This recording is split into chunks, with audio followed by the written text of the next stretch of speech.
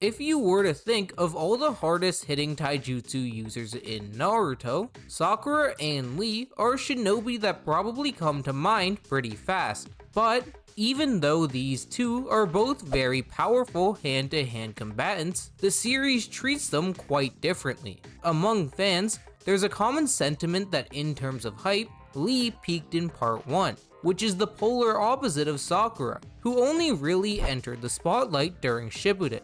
So, I thought it would be interesting to determine if Sakura had truly surpassed Lee in the war arc by pitting them against each other in a versus battle, which is the topic of today's video.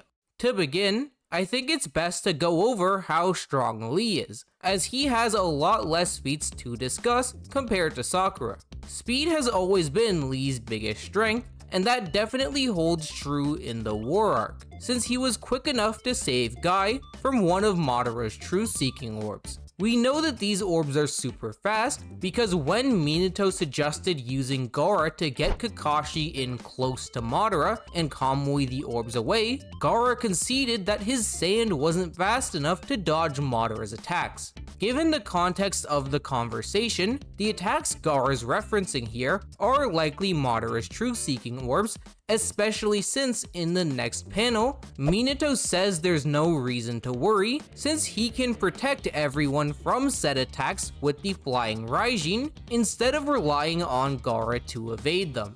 Considering that we know Minato's ability to activate FTG isn't fast enough to evade Madara's actual combat speed, this means that unless Minato is absurdly confident to the point of being a fool, the only thing him and Gaara could be referring to here is the truth-seeking orbs, which is supported by the fact that the orbs are what Minato intercepted in the actual fight. So, Gaara must be saying that his sand wouldn't be fast enough to save Kakashi from Madara's TSO, which means that Lee successfully saving Guy from them should make him faster than Gaara's sand, just like he was in part 1. This is very impressive because Gaara's sand was fast enough to intercept the Raikage's attacks in the 5 Kage Summit, implying that both the truth-seeking orbs and Lee by extension should be pretty comparable to the Raikage's combat speed. It's not like this is a one-off feat for the orbs either, because they were also fast enough to tag Obito before he could suck himself into the Kamui dimension, despite even KCM1 Naruto being too slow to pull that off. This makes it very consistent for Lee's feat of saving Guy to put him in this Raikage to KCM1 range of speed. And what's crazy is that he wasn't even at full power when he did it. We know this because later in the fight, Lee further powers up by opening the 6th gate, shocking both Minato and Gaara, which means that his actual top speed is beyond what I gave him credit for. Lee may be extremely fast, but for a taijutsu user, all the speed in the world doesn't matter without being backed up by power.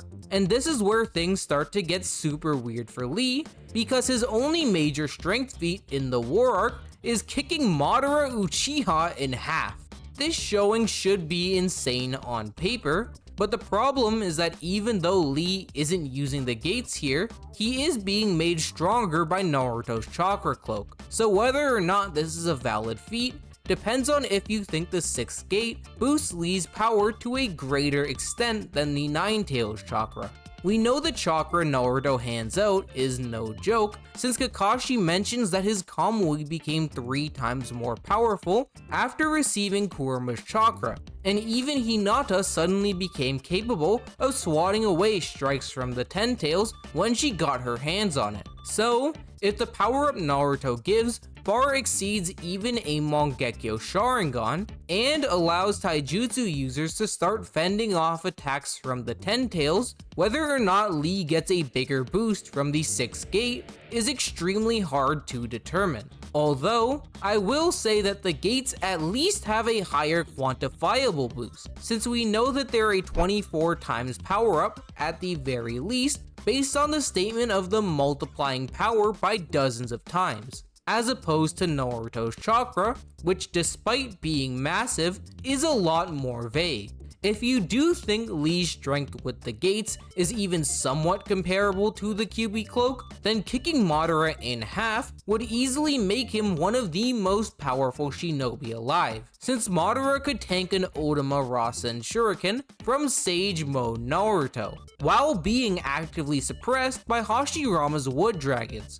According to Hashirama himself, Naruto's Rasen Shuriken failed to take Madara down and only created an opening for him to get caught by the DD gates. This means that Lee genuinely hit Madara harder than a Sage Mode Odama Rasen Shuriken, which is ridiculous because even the weakest version of the Rasen Shuriken is straight up stated to be the most powerful in the third data book that covers up to volume 43 of the series, including jutsu like Sasuke's Kirin, Jiraiya's Odama Rasengan, and the Susanoo of a fatigued Itachi. While this does admittedly sound crazy, it's super consistent for even Naruto's regular Rasengan to far exceed his normal strength, since as a 12-year-old, he could use it to one-shot Kabuto, who's a Kakashi level opponent. So, when you take a much stronger jutsu in the form of the Rasen Shuriken,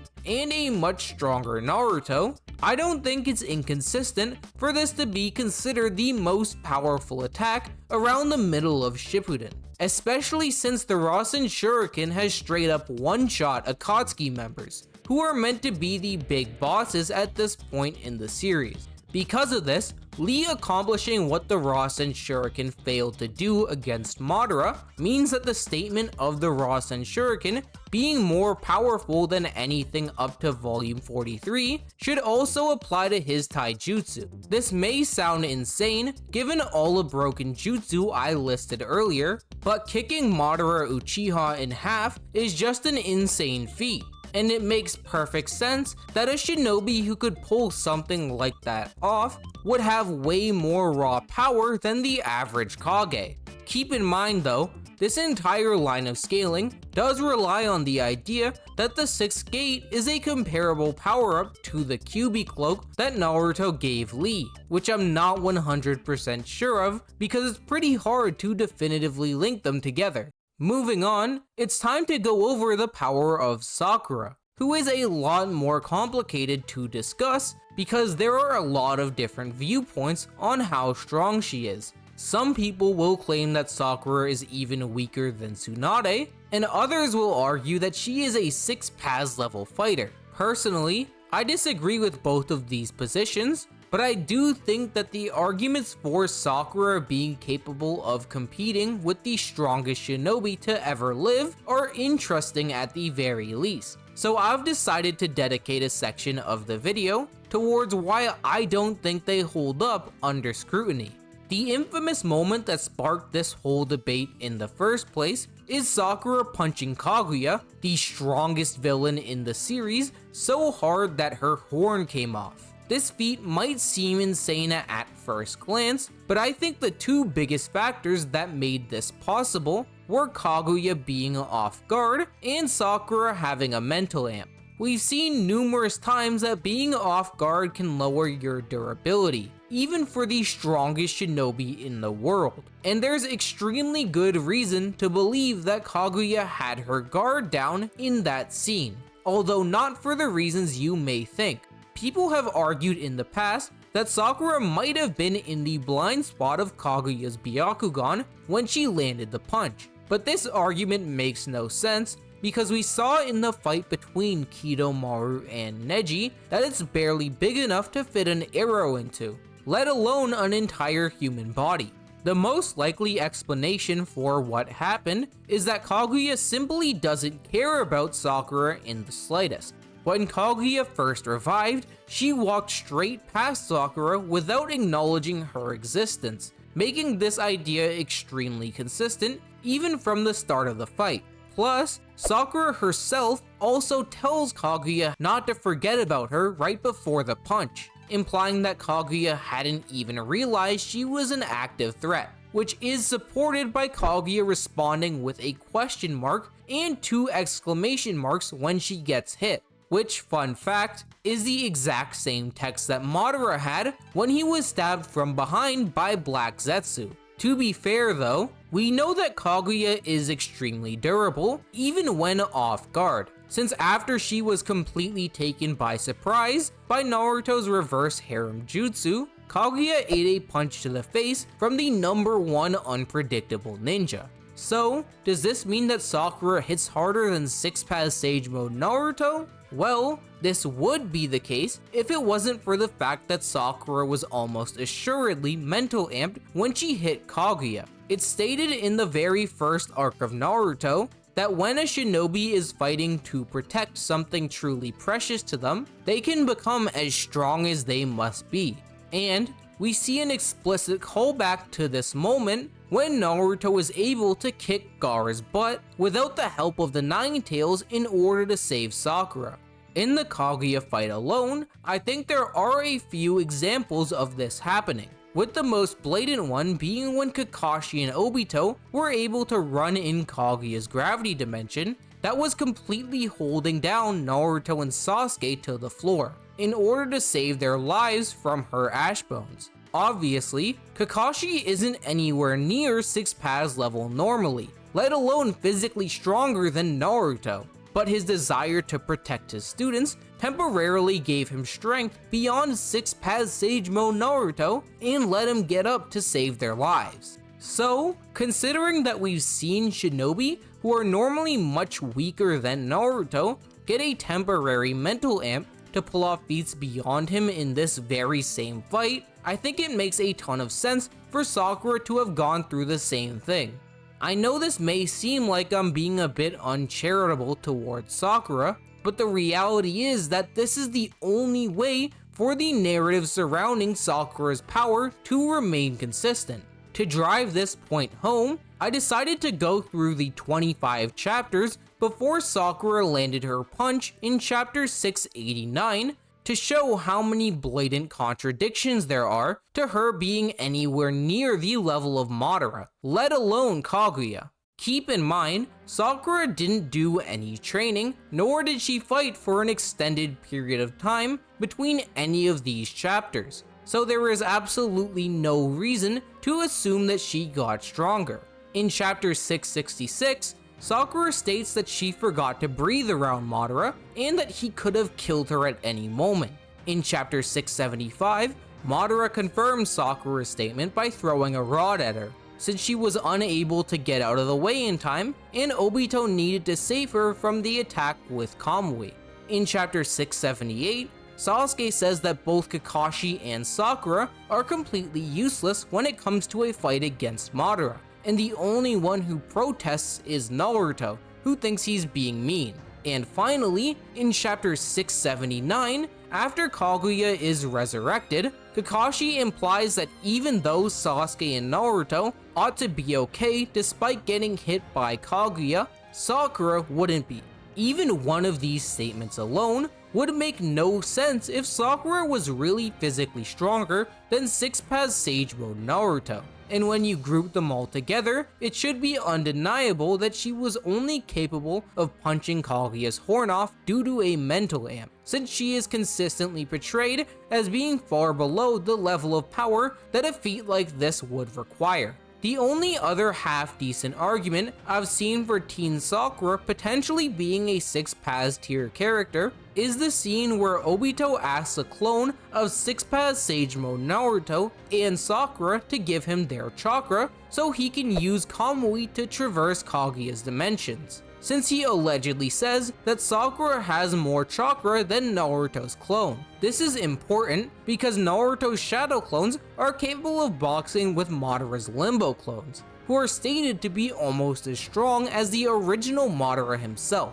However, the problem with this is that Obito literally never says that Sakura has more chakra than Naruto's clone.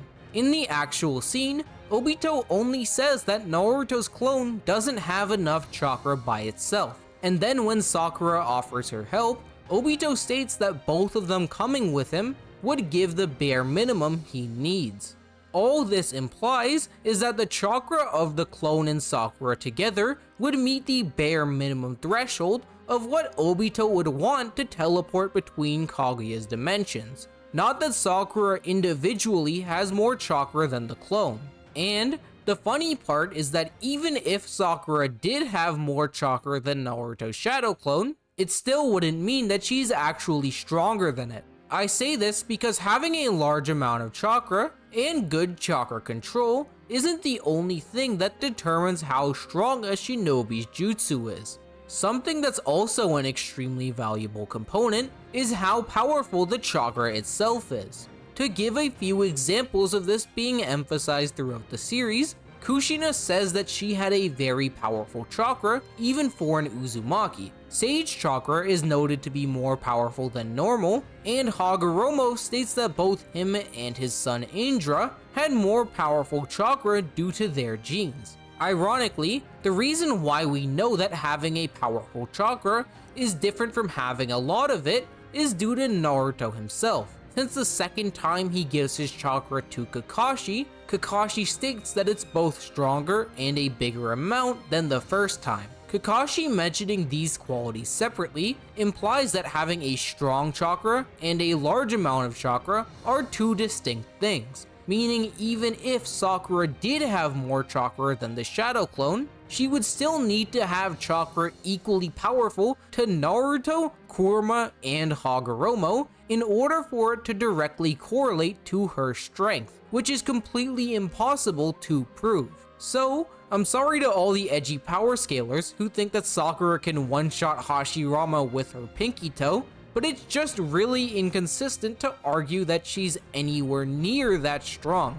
Getting into how powerful Sakura actually is, the most telling moment for her strength is when she awakened her Byakugo seal in the middle of the war arc. Because as much as people hate this moment, Sakura just straight up says that she caught up to KCM Naruto and EMS Sasuke. It's not like Sakura is the only one who believes this either, because Sasuke also tells Naruto not to drag himself and Sakura down, further implying that she is fully capable of keeping up with the duo. I think the real nail in the coffin though, for why Sakura had to have caught up to Naruto and Sasuke, is actually in the databooks. The fourth databook just blatantly states that Sakura had successfully reached their backs. And even though the wording may seem a bit vague, this was actually clarified in the last databook, which when speaking in past tense, specifically states that after Sakura's true power bloomed, she reached the level of Naruto and Sasuke, which couldn't get more clear cut.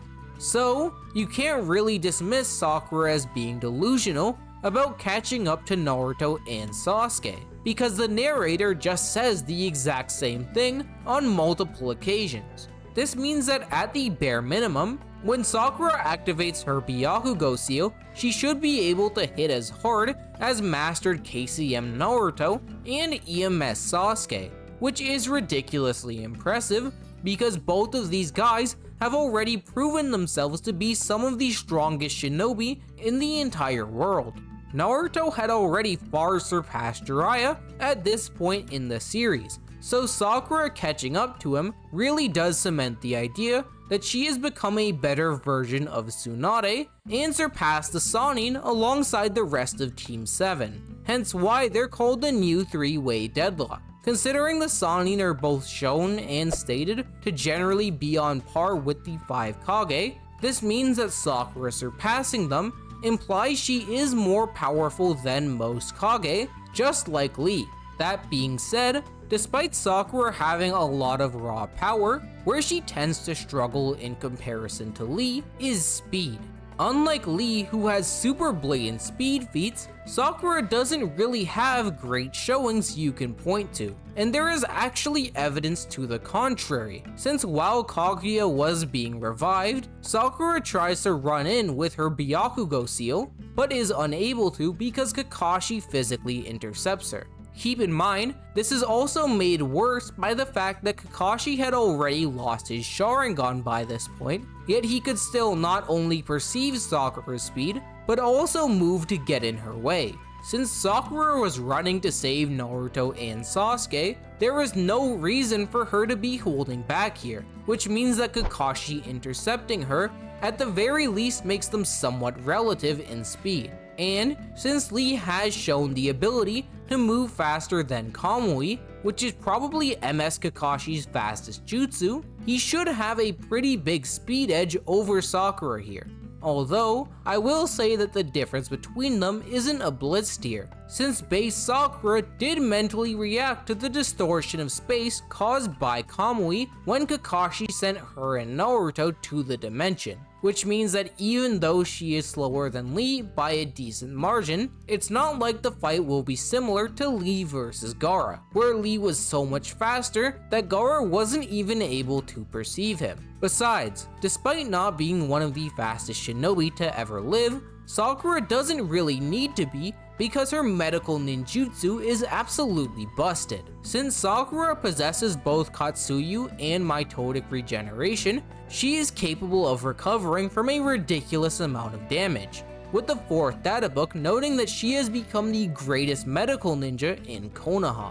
This means that Sakura has likely surpassed Tsunade in terms of healing, which is pretty crazy considering that Tsunade has said that she can regenerate entire limbs using mitotic regeneration, and we got to see Tsunade's regeneration firsthand in the 5 Kage's fight against Madara, where she continued to throw hands with his wood clones while 2 Susanoo swords were lodged in her chest. And Sakura should have regeneration that's just as good if not better, since she mastered the exact same jutsu and is explicitly stated to be the better medical shinobi. That's enough of scaling Sakura though, because now it's time to talk about how a fight between her and Lee would actually go down. I will say that at least stylistically, I think Sakura's abilities will give Lee a lot of trouble, since using the 8 gates takes a massive toll on his body, as opposed to Sakura, who can easily regenerate from a crap ton of damage.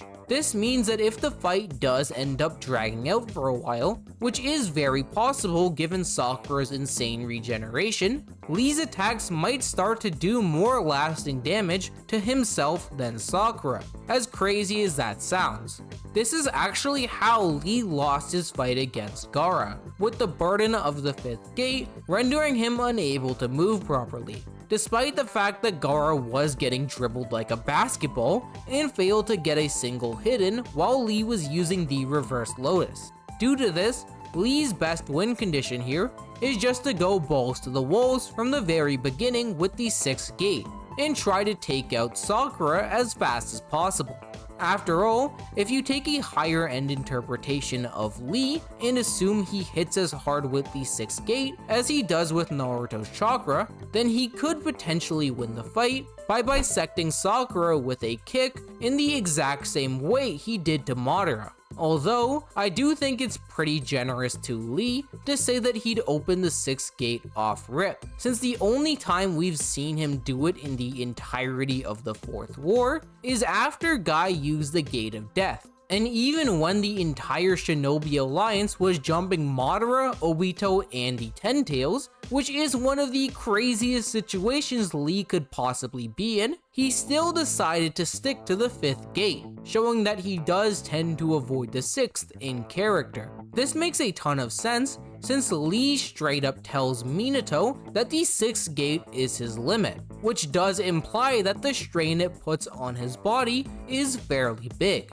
And if anything, Lee's willingness to do it is probably equivalent to Guy's when opening the 7th gate. He will absolutely go for it if he's pushed into a corner, but assuming that Lee would start a fight that way is pretty crazy. So, is it possible for Lee to immediately open the 6th gate and then go for the exact same kick he did against Madara? Sure, but I definitely wouldn't say that it's likely. There is also the issue that Lee may just not be capable of kicking Sakura in half in the first place, since even though Madara is much more powerful than Sakura, whether or not he's more durable physically is a completely different question. After all, even though you can argue that Lee hits harder than Sage Mode Naruto due to his feats against Madara, Sakura is blatantly stated to be on the level of mastered KCM Naruto. which should be in reference to her physical strength because she doesn't really have any other attacks. To be fair, in the war arc, Naruto did put up a fairly comparable performance in Sage Mode and KCM, at least in terms of the Otama Rasen Shuriken he made, so I wouldn't be surprised if Lee did still hit harder than Sakura, but you'd still have to be insanely generous to him to assume that he could one-shot her. And at this point, you've probably noticed that these insanely generous assumptions are a very common theme for Lee's arguments to work. You have to assume that Lee hits just as hard with the gates as he does with Naruto's chakra, even though there's no solid evidence of that being the case. You have to assume that Lee will start out with the 6th gate, despite the fact that in the entirety of the war arc, he's only opened it a single time when he thought his sensei was going to die. And even if you grant all of this to Lee, you can't prove that he can destroy someone with endurance as good as Sakura's in such a short period of time. Whereas with Sakura, her main win condition is literally just to stall with the 100 healings in order to outlast Lee, which is a super feasible plan that we've literally seen Shinobi with less stamina pull off in the past against Lee. Couple this with the fact that Sakura can also summon Katsuyu, and there's no real way around admitting that she would almost assuredly be capable of outlasting Lee.